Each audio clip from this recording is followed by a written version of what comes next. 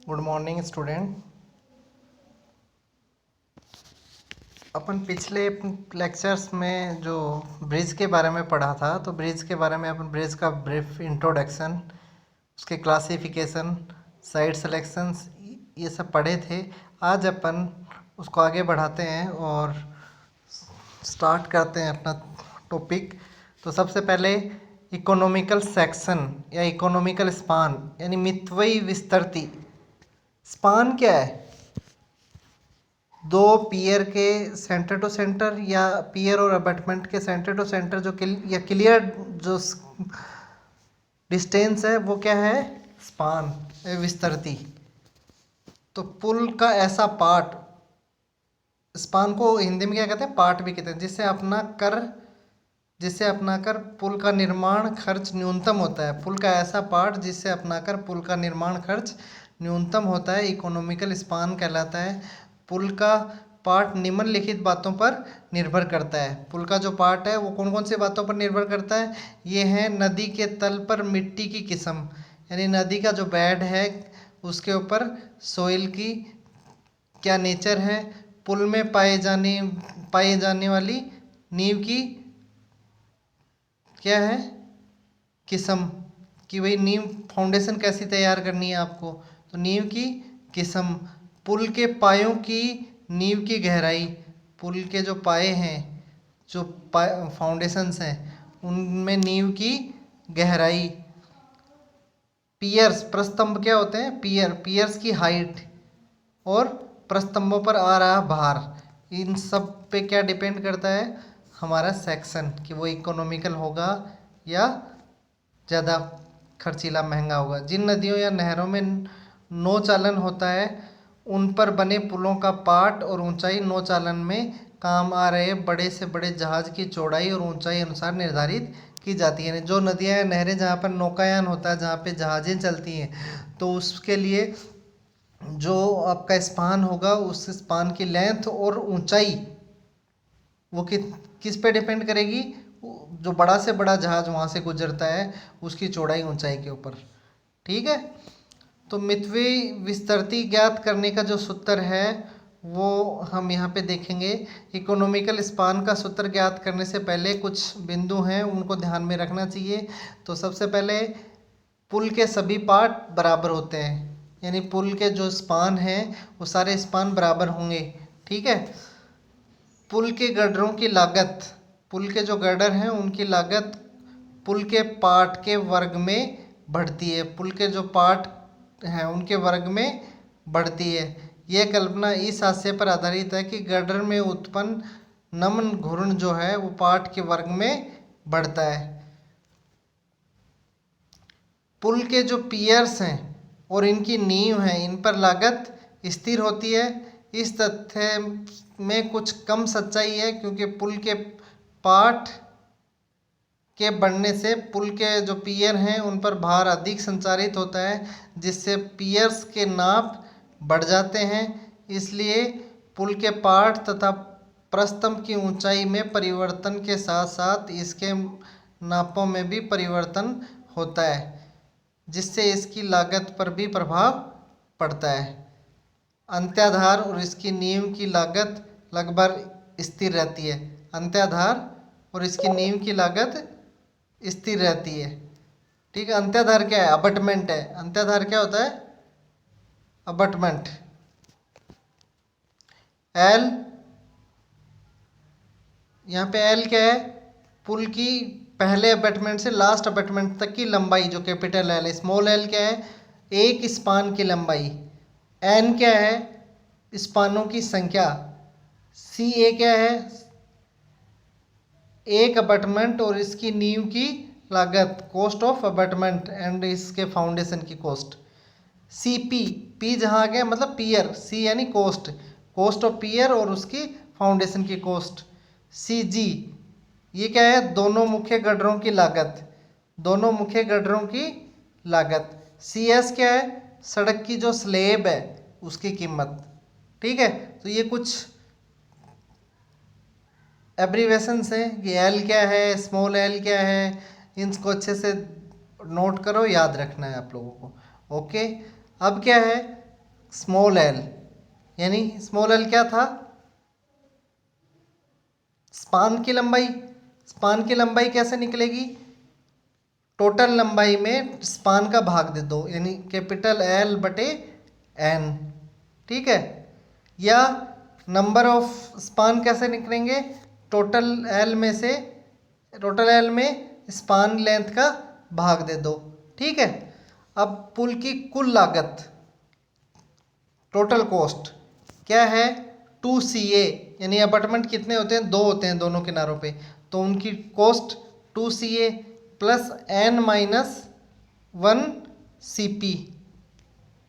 Cost of pier पर, cost of pier पर पियर होंगे कितने? कितने पियर होंगे?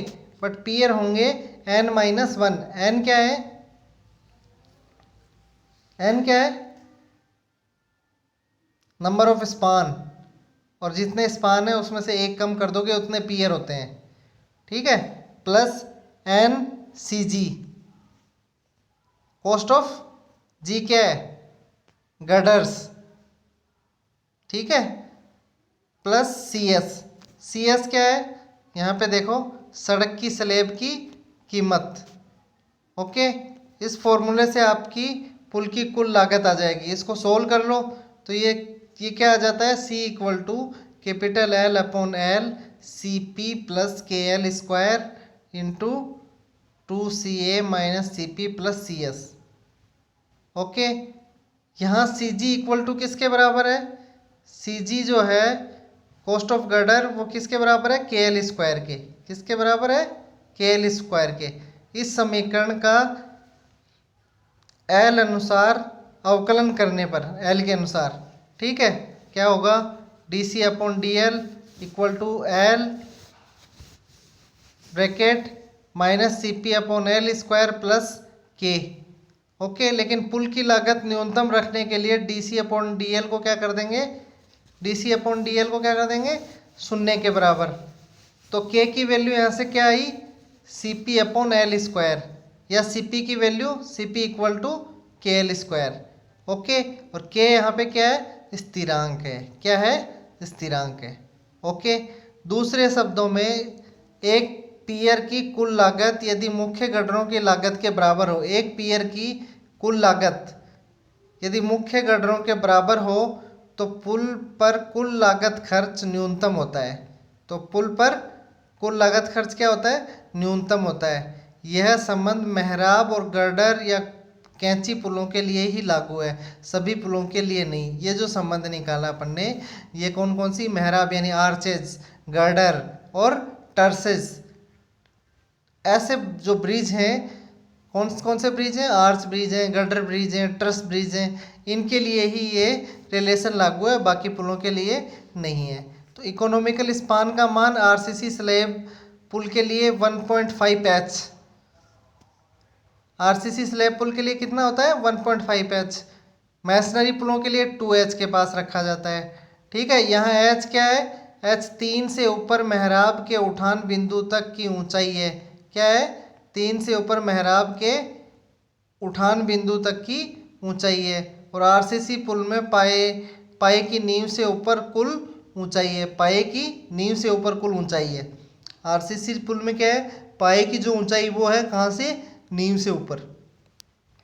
ठीक है। निम्नलिखित परिस्थितियों में पुल के छोटे पार्ट अच्छे रहते हैं। कौन सी परिस्थितियां हैं जहां पुल के छोटे पार्ट अच्छे रहते हैं?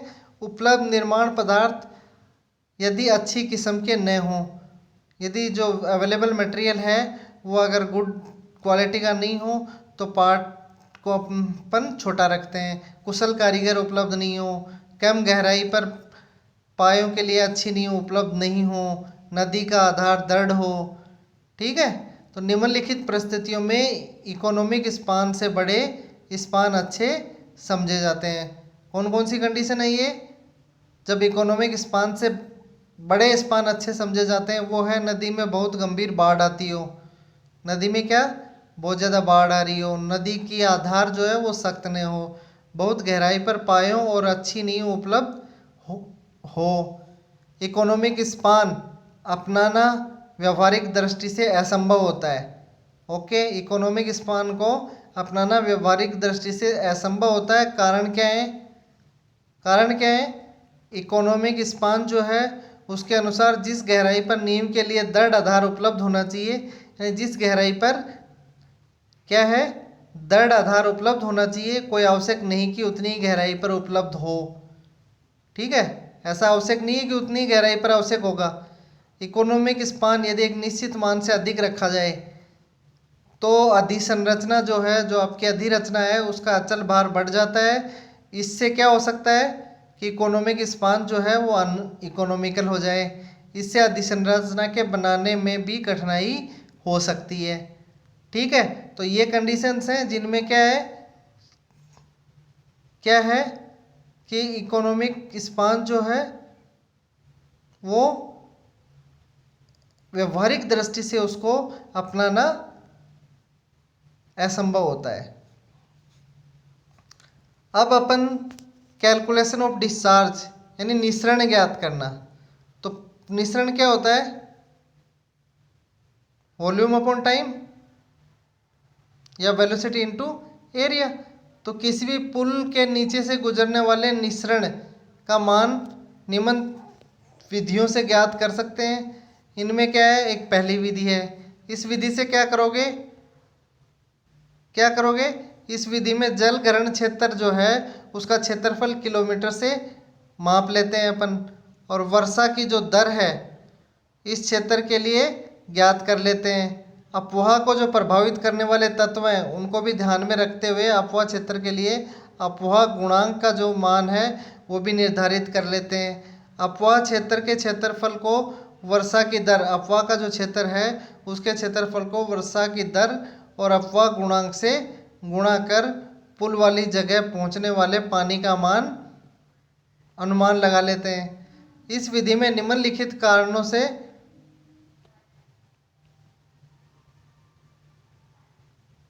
निम्नलिखित चरणों की आवश्यकता होती है। इस विधि में क्या है? निम्नलिखित चरणों की आवश्यकता होती है। तो वो चरण क्या है? सबसे पहले क्या है? पूर्ण क्षेत्र का स्थल रूपरेखीय नक्शा, यानी जो पूरा क्षेत्र है उसकी टोपोग्राफिक शीट अपन बना लेते हैं और इस पर क्या करेंगे? प्रस्तावित पुल की स्थिति, जो प्रस्तावित पुल है जहाँ पे अपना पुल बनाया जाना है उसकी स्थिति दिखा देते हैं।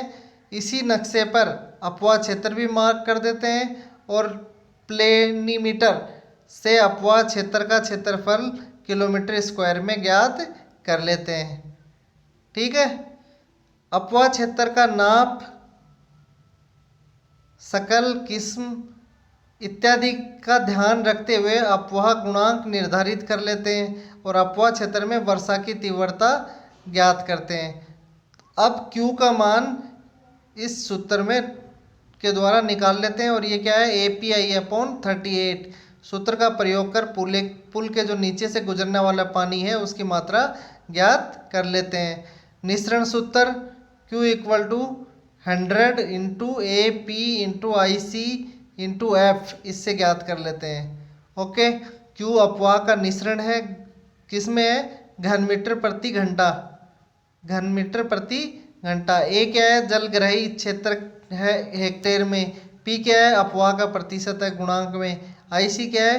वर्षा की क्रांतिक तीव्रता सेंटीमीटर प्रति घंटा। और F क्या है? एक कांस्टेंट है जो जलग्राही क्षेत्र की प्रकृति पर निर्भर करता है।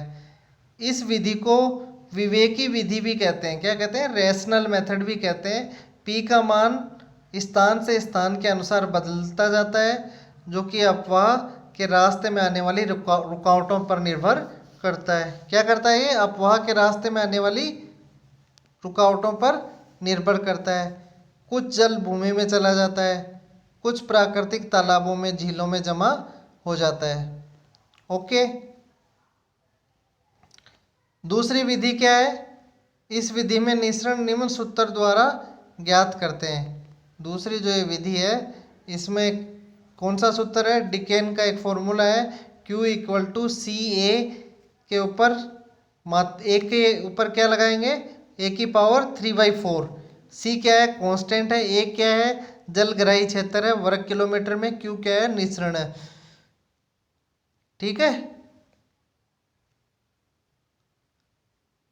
फिर एक रीवा का फॉर्मूला है, तो रीव्स का जो सूत्र है इसमें क्या है, यही सब आता है। Q इक्वल टू निसरण, C स्थिरांक, और A क्या है, जल गहराई क्षेत्र है। और फॉर्मूला क्या है, Q इक्वल टू सी ए की पावर क्या है 2/3, A की पावर क्या है 2/3।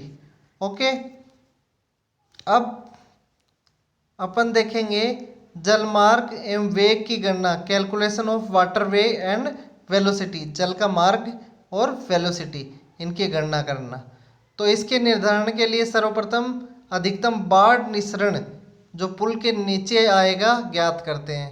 क्या करते हैं, मैक्सिमम जो बाढ़ निसरण है, डिस्चार्ज ऑफ किसका, फ्लड का, वो ज्ञात करते हैं जो इस पुल के नीचे आएगा। पुल के सभी पार्टों के क्षेत्रफल का योग, पुल के जो सभी पार्ट हैं उनके क्षेत्रफल का योग करते हैं, जिनसे अधिकतम निसरण क्रांतिक वेग सीमा के भीतर रहते हुए निकाल सके। पुल का जलमार्ग जो है वो कहलाता है। ओके, पुल के जो सभी पार्ट हैं उनका क्षेत्रफल का योग, जिनसे अधिकतम निसरण क्रांतिक वेग सीमा के भीतर रहते हुए निकल सके, पुल का जलमार्ग कहलाता है। क्रांतिक वेग नदी तल की प्रकृति पर निर्भर करता है। क्रांतिक वेग क्या है, नदी तल की प्रकृति पर निर्भर करता है। सामान्य स्थिति में यह 3 मीटर प्रति सेकंड होता है। क्या होता है, 3 मीटर प्रति सेकंड। जलमार्ग ज्ञात करने के लिए सूत्र है Q equal to A into V, Q equal to AV।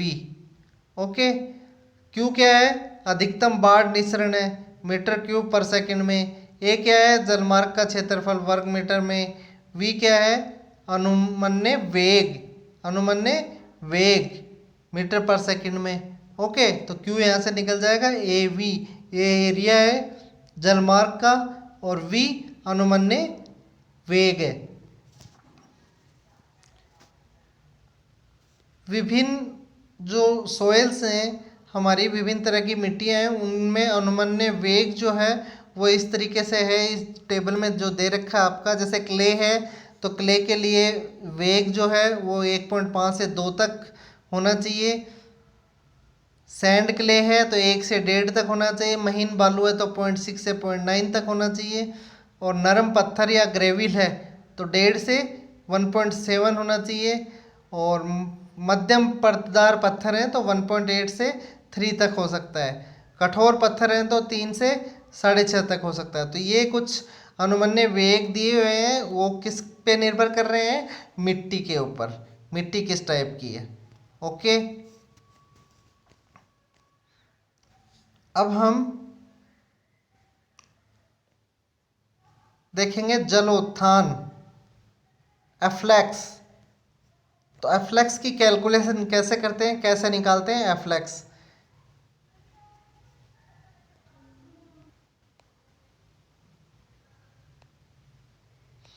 तो एफ्लैक्स कैसे निकालते हैं, एफ्लैक्स होता क्या है। तो सबसे पहले एफ्लैक्स देखते हैं। जल के बहाव में कोई बाधा, यानी जल का जो बहाव है, जो उसका प्रवाह हो रहा है, उसमें कोई बाधा आ जाए। बाधा क्या होती है, जैसे पुल बना तो पुल के जो पियर्स हैं, अबटमेंट हैं, तो वो क्या है, उसके बहाव में ऑब्स्टेकल आ गए ना, तो वो जितना एरिया उसके बाधा उत्पन्न कर रहे हैं, उतना पानी क्या है, पानी का लेवल ऊपर हो जाएगा। ठीक है, उतना पानी का लेवल ऊपर चढ़ जाएगा। तो ये जो पानी का लेवल जितना राइज हुआ ना, ये क्या कहलाता है, जलोत्थान या फ्लक्स। ओके, तो जलोत्थान की गणना मैरीमैन या मोल्सवर्थ सूत्र से की जा सकती है। और अब यहाँ पे अपन मोल्सवर्थ सूत्र से देख रहे हैं, तो H equal to V² upon 17.88 plus 0.015 into bracket A upon A का होल स्क्वायर -1। ओके, इसमें इससे अपन H निकाल लेंगे, यानी जो जल उत्थान आपका या एफ्लक्स है वो निकल जाएगी, वो हाइट निकल जाएगी। ये मीटर में है और v क्या है, पानी का वेग है मीटर पर सेकंड में। ओके, ए क्या है, नदी का सामान्य अनुप्रस्थ काट का क्षेत्रफल है जो कैपिटल ए है। स्मॉल ए क्या है, पुल के नीचे नदी का अनुप्रस्थ काट का क्षेत्रफल मीटर स्क्वायर में। दूसरा है मैरीमैन फॉर्मूला, उसमें क्या है, H=50v² g into bracket L² small l² -1। यहाँ पे इस फॉर्मूले में आप देख रहे हो h और v के मान तो वही हैं जो ऊपर लिए हैं। h क्या है, एफ्लेक्स की हाइट है। l क्या है, नदी की सामान्य चौड़ाई है कैपिटल L, और स्मॉल l क्या है, पुल के नीचे जलमार्ग की लंबाई है।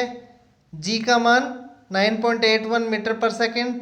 c क्या है, कोफिशिएंट डिस्चार्ज है, और c का मान 0.9 लिया जाता है।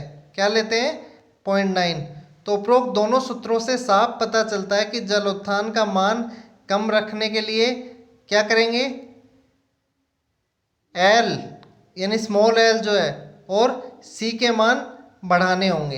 यानी जो नीचे टर्म आ रही हैं, क्या आ रही है नीचे, स्मॉल l और c और g तो कांस्टेंट रहेगा, तो c और स्मॉल l के मान बढ़ेंगे तभी ऊपर वाली टोटल वैल्यू जो है वो कम होगी।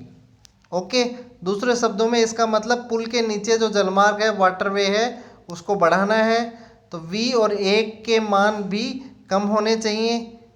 इसका मतलब ये हुआ कि पुल वाली जो जगह है, साइट ऐसी होनी चाहिए जहाँ पानी की गति और नदी का प्राकृतिक अनुपात जो है वो काट जितना हो, न्यूनतम हो सके न्यून हो। ठीक है, अनुप्रस्थ काट क्या है, पानी की गति और नदी का जो प्राकृतिक अनुप्रस्थ काट जो है वो जितना हो सके न्यूनतम होना चाहिए। निम्नलिखित कारण हैं, इन कारणों से जल उत्थान जितना हो सके कम रखना चाहिए। कौन कौन से कारण हैं, यह एक अधिक जल उत्थान के कारण क्या होगा, पानी की गति बहुत बढ़ जाती है, जिससे हो सकता है पुल के नीचे गहरे कटाव उत्पन्न हो जाए।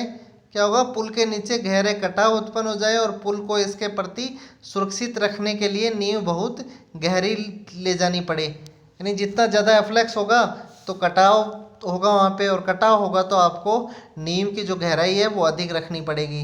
जल उत्थान अधिक होने से पुल के बहाव के ऊपरी तरफ यानी अपस्ट्रीम साइड जो है पानी अधिक चढ़ जाता है, जिससे क्या होगा, अधिक क्षेत्रफल में पानी भर जाता है, और इसके लिए तटबंध आदि अधिक ऊंचे व मजबूत बनाने पड़ते हैं। ओके, तो ये दो कारण हैं जिनकी वजह से जलोत्थान जो है वो हमें कम रखना चाहिए। ओके, अब कुछ डेफिनेशन से ये मैंने पहले जो अपना लेक्चर था उसमें बता दिया था, फिर भी बता देता हूँ, रिपीट कर देता हूँ। जैसे कोजवे, सेतुक। कोजवे क्या है, यह एक पुल है क्या है, जिसका फर्श नदी के साथ थोड़ा ऊंचा बनाया जाता है, नदी के साथ थोड़ा सा ऊंचा बनाया जाता है, लेकिन जब बाढ़ आएगी तो बाढ़ का जल जो है पुल के ऊपर से बह जाएगा, यानी इस सेतु के ऊपर से बह जाएगा, और इसको क्या कहते हैं, सेतुक कहते हैं। इससे आयरिश पुल भी कहते हैं। कम महत्व की जो सड़कें हैं, जहाँ से ट्रैफिक कम चलता है, तो कम इम्पोर्टेंस की सड़कें हैं, यहाँ पे थोड़े समय के लिए जिन नदियों में पानी का जल आता है, यानी जो कभी कभी पानी आता है जिन नदियों में, वहाँ पर सेतुक बनाए जाते हैं। वहाँ पर ब्रिज बना के इतना खर्चा नहीं किया जाता, तो क्या करेंगे, सेतुक बनाए जाते हैं। यातायात के बढ़ जाने पर उसके स्थान पर स्थायी पुल बना दिए जाते हैं। अगर यातायात ज़्यादा बढ़ जाए तो वो सेतुक की जगह पुल बना देते हैं।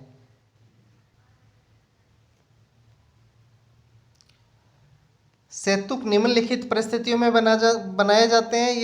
ये परिस्थितियां हैं जब नदी अधिक समय सूखी रहती है और उसमें बाढ़ बहुत कम समय के लिए आती हो, तो एक समय में बाढ़ का जोर 24 घंटे से अधिक समय तक न हो, तो ऐसी जो नदी पे अपन सेतुक बनाना प्रेफर करते हैं। जब नदी में जल की गहराई और मौसमी प्रवाह बहुत कम हो, नदी के अंदर क्या जल की गहराई और सीजनल फ्लो है वो बहुत कम हो, पहाड़ी क्षेत्र में जहाँ बहुत से छोटे छोटे नाले सड़क मार्ग में आ जाते हैं, तो उन हर नालों पे क्या पुल तो बनाएंगे नहीं, तो वहाँ पे क्या बना देते हैं, कोजवे बना देते हैं। जब सड़क मार्ग कम महत्व का हो, उस पर कम ट्रैफिक चलता हो, उच्च स्तर के पुल बनाने के लिए आवश्यक धन उपलब्ध न हो, तो ये जो 3-4 कारण हैं, ये कारण हो तो हम सेतुक बनाते हैं। कब बनाते हैं? कम इम्पोर्टेंस की सड़कें हों, पहाड़ी एरिया में जहाँ बहुत सारे नाले रोड के रास्ते में आ जाते हैं, तो वहाँ पे सेतुक बनाते हैं। ठीक है, नदी ऐसी जो वर्ष भर सूखी रहती है, कभी कभी उसमें पानी आता है, उस वो भी 24 घंटे तक लगातार नहीं चलता। ठीक है, तो ऐसे ये जो कम इम्पोर्टेंस वाली चीज़ें हैं यहाँ पे और बड़ा पुल बनाने के लिए पैसे उपलब्ध नहीं हो, तो ऐसे में क्या बनाएंगे हम? कोजवे बनाते हैं। और कोजवे 3 प्रकार के होते हैं, एक सपाट फ्लस कोजवे, दूसरा है लो लेवल कोजवे, तीसरा है हाई लेवल कोजवे। ठीक है, तो फ्लस कोजवे, लो लेवल कोजवे और हाई लेवल कोजवे। अब अपन पढ़ेंगे पियर के बारे में। पियर क्या है?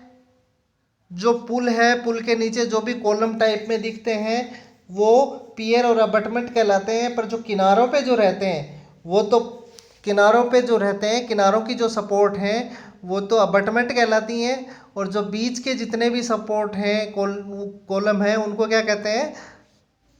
प्रस्तंभ, पियर्स। नेक्स्ट है प्रतिवर्ती पक्ष भित्ति, रिटेनिंग विंग वाल। रिटेनिंग विंग वाल क्या होती है? यह पक्षी भित्ति अबटमेंट के समकोण पर बनाई जाती है। ये कैसे बनाई जाती है? अबटमेंट के समकोण पर बनाई जाती है। इसका प्रयोग वहाँ किया जाता है जहाँ पर नींव दृढ़ होती है और भराई बहुत ऊंची होती है, यानी जो भराव होता है वो बहुत ऊंचा होता है। वहाँ पे इस विंग वाल का, यानी जो रिटर्न विंग वाल है, उसका उपयोग करते हैं और ये अपार्टमेंट के समकोण पर बनाई जाती है। अब आपको बियरिंग्स, पुल में जो बियरिंग्स काम में आती हैं, तो बियरिंग्स क्या हैं? पुल के जो मुख्य गर्डर द्वारा पुल के संपूर्ण भार को अबटमेंट या पियर्स के अधिक क्षेत्रफल संचरित करने के लिए आवश्यक अवयव पुल धारक कहलाते हैं।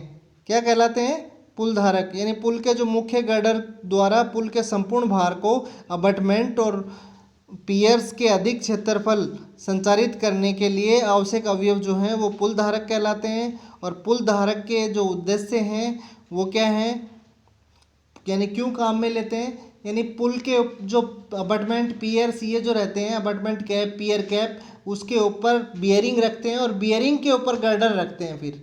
ठीक है, तो गर्डर, स्लेब, इनका लोड किस पे आता है? बियरिंग पे। और बियरिंग से वो किसके थ्रू? बियरिंग के थ्रू वो पियर या अबटमेंट को जाता है और वहाँ से वो फाउंडेशन को जाता है। तो बियरिंग के काम क्या हैं? क्यों रखते हैं बियरिंग? बियरिंग इसलिए रखते हैं कि अधिसंरचना के जो भार हैं, इन सुपर स्ट्रक्चर के जो भार हैं, उनको अधिक क्षेत्रफल वितरित करना तथा संपीड़न सामर्थ्य को सुरक्षा सीमा के अंदर लाना, जिससे निर्माण सामग्री जैसे चिनाई आदि का क्या क्रशिंग नहीं हो। दूसरा है मुख्य गर्डर की मुक्त अनुदैर्ध्य तथा कोणीय गति के लिए। जो मुख्य गर्डर हैं उनके अनुदैर्ध्य और कोणीय गति के लिए, जिससे आंतरिक प्रतिबल पैदा नहीं हो, यानी वो अनुदैर्ध्य गति कर सकें गर्डर, यानी वहाँ उसको स्पेस मिले और उसके ऊपर फ्रीली गति कर सके, अनुदैर्ध्य और कोणीय। ठीक है, जिससे क्या है? आंतरिक प्रतिबल पैदा न हो और अधिसंरचना को किसी प्रकार की क्षति न हो। अधिसंरचना जो है उसको किसी प्रकार की क्षति न हो। मुख्य गर्डरों की, ये आपको बता दिया। अब क्या है? ताप परिवर्तन के कारण क्या होगा? टेम्परेचर जैसे चेंज होगा, गर्डर की लंबाई में प्रसार या संकुचन होता है। परंतु जब वहाँ पे स्पेस नहीं होगा, धारक यानी बियरिंग्स नहीं होंगी, तो उसमें क्या है? क्रैक्स आएंगे। ठीक है, उसमें क्या है? स्ट्रेसेस डेवलप होंगी। तो इससे बचने के लिए क्या है? परंतु जो धारक है ये गर्डर को मुक्त रूप से आगे पीछे गति करने देता है, जिससे चिनाई को किसी प्रकार की क्षति नहीं होती। बियरिंग क्या है? मुक्त रूप से उसे आगे पीछे, गर्डर को आगे पीछे गति करने देता है। गति कब करेगा? जब उसमें क्या होगा? क्या होगा? एक्सपेंशन या कॉन्ट्रैक्शन, टेम्परेचर चेंज के कारण। ठीक है, तो वो मुक्त रूप से आगे पीछे हो सकेगा। यदि कोई प्रस्तंभ या नींव धंस जाती है, मान लो कोई एक पियर धंस गया, पियर की नींव थोड़ी धंस गई तो पियर उस नीचे चला गया, तो क्या होगा? धारक मुक्त सिरा गति होने देता है। बियरिंग क्या है? उसको मुक्त से फ्रीली उसको गति होने देता है, जिससे क्या है सुपर स्ट्रक्चर में दरार और क्षति नहीं हो पाती। सुपर स्ट्रक्चर जो है उसमें क्या है, दरार नहीं होगी, क्षति नहीं होगी। तो सामान्यतः जो है बियरिंग ये 2-3 प्रकार की होती हैं, ठीक है। इलास्टोमेरिक बियरिंग, इस तरीके के कुछ एग्जांपल्स हैं। तो ये आपके बियरिंग को लेकर मैंने आपको बताया, ठीक है। तो बियरिंग आपकी सामान्यतः 2 प्रकार की होती है, और ये जो 2 प्रकार हैं तो कैसे हैं, एक है स्टेबल या फिक्स्ड बियरिंग। स्टेबल या फिक्स बियरिंग। तो स्टेबल या फिक्स बियरिंग में क्या होता है, यह पुल गर्डरों में अनुदैर्ध्य गति नहीं होने देती। फिक्स का मतलब है कि इसमें अनुदैर्ध्य गति नहीं होने देगी गर्डर के अंदर, इसमें केवल विक्षेप हो सकता है, यानी कोणीय गति हो सकती है, ठीक है। यानी ये पुल के जो गर्डर हैं उनमें अनुदैर्ध्य गति नहीं होगी। स्टेबल अगर है, स्टेबल बियरिंग है तो अनुदैर्ध्य गति नहीं होगी वहाँ पे। दूसरी है एक्सपेंशन बियरिंग। इसमें क्या है, ये जो बियरिंग है ताप परिवर्तन के कारण पुल के जो गर्डर हैं उनमें अनुदैर्ध्य गति और कोणीय गति ये होने देती है। पुल में अनुदैर्ध्य गति भी होने देती है और कोणीय गति भी होने देती है। तो क्या है, 2 तरह की बियरिंग होंगी, कौन सी, स्टेबल या फिक्स्ड बियरिंग, दूसरी है एक्सपेंशन बियरिंग। फिक्स्ड बियरिंग है तो वहाँ पे अनुदैर्ध्य गति नहीं होगी, केवल कोणीय गति होगी। अगर प्रसार पुल धारक है यानी एक्सपेंशन बियरिंग है तो उसमें अनुदैर्ध्य गति भी होगी और कोणीय गति भी होगी। अनुदैर्ध्य कब होती है, जब टेम्परेचर चेंज होगा तो एक्सपेंशन या कॉन्ट्रैक्शन होता है। Okay, I hope all you understand this chapter. Okay, तो ये पूरा चैप्टर ख़त्म हुआ ब्रिज का। मैं आशा करता हूँ सबको समझ आया होगा। Thank you.